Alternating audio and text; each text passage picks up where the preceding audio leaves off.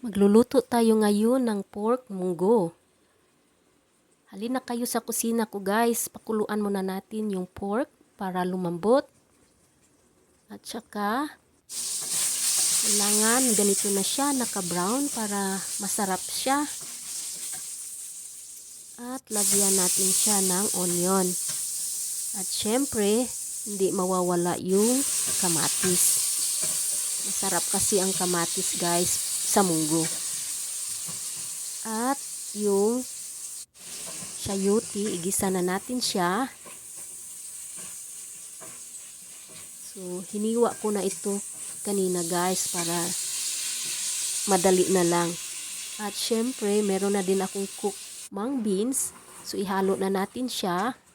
At mix well lang natin ng mabuti. Mas gusto ko kasi guys yung munggo ay maraming gulay. So lagyan ko pa ito ng mga gulay.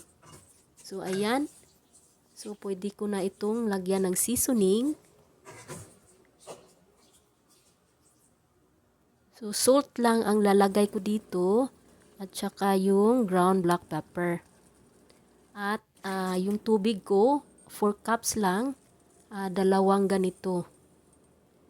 At ito naman yung mga gulay na ihalo ko guys. Yung napa cabbage, saka yung baby spinach.